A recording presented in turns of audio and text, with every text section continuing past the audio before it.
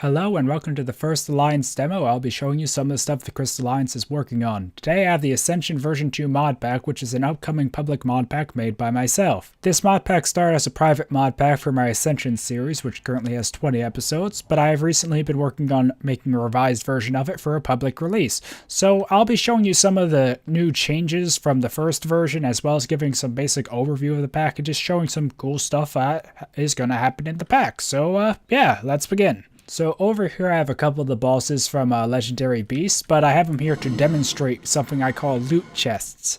Now, in the final version, all of these bosses will have the same level chest, the grand chest, but at the moment I set it up so each of these bosses has a different chest. Well, I think the best way to explain is to show you, so we'll start with the Fire Demon here, which has the lowest tier loot chest, the bonus loot chest. So if I give myself a strength potion and just hit him a bit. Okay, you probably couldn't see it too well from that angle. Here, let me see if I can spawn and kill another one real quick.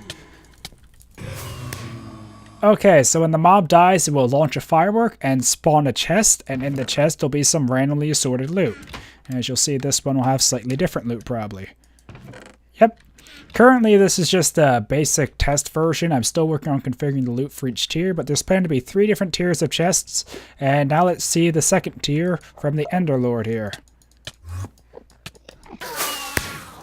So the second tier spawns a better chest, a gold chest, and will have better loot and has a better firework to go with it. How I'm currently planning it is that this basic bonus chest here will be from normal everyday mobs like zombies and whatnot, while this will be reserved for the special tougher mobs and mini bosses. Then the final chest dropped by this guy will be from only the bosses like these guys.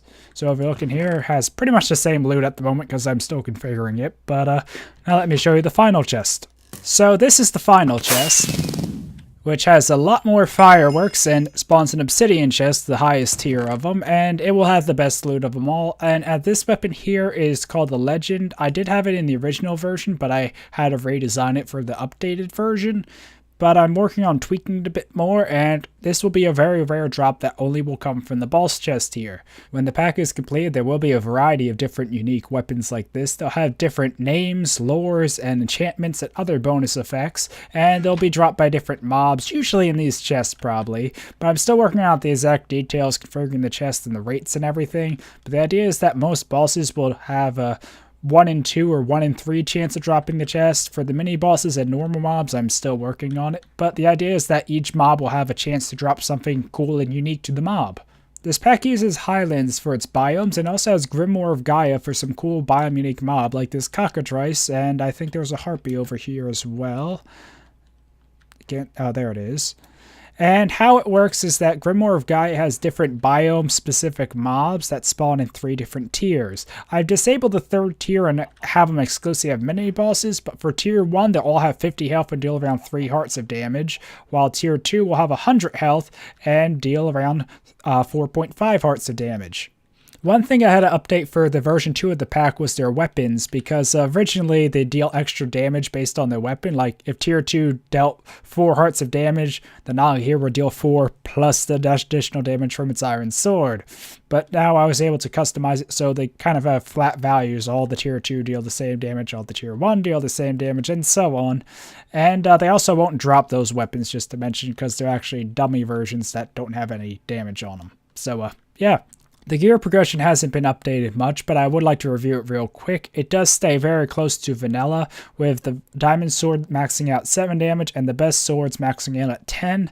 It has simple ores that add a few different ores you can find around the world. The Erebus that has a whole bunch of unique weapons and armor and mobs to it, which is a whole new dimension. And falling meteors, which add some other nice little gears you can occasionally find from the meteors that fall or some of the rare ores down below. It does focus mainly though around simple ores, and it also does have some armors with special effects as well. Exploration is one of the main focuses of the pack, and to go with this there are several different mods that add different structures, like battle towers here, which if I just suck up this golem in an entity mover, has different chests with different loot, and I did customize all the chest loot to be a bit unique. Battle towers have some items that are unique to them, like the Ender backpack, which I may be able to find here if I look through it real quick. And this at least gives you a sampling of the different loots.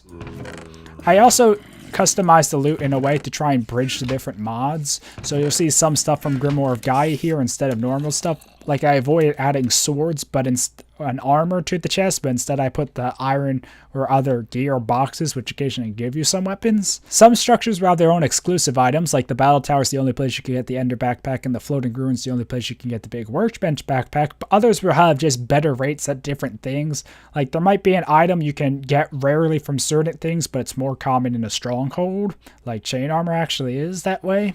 So it kind of encourages you to explore around and gives each structure its own little unique twist. Overall, this pack has a lot of different mods. I don't have the time to go into each one, but there's a lot of new enchantments for more enchants. There's Grimoire of Gaia, Urbis, useful foods, meteors, condensed potions, bibliocraft, backpacks, Eldritch Empires, and a bunch of other mods, random things, simple ores, arcane scrolls, torch levers.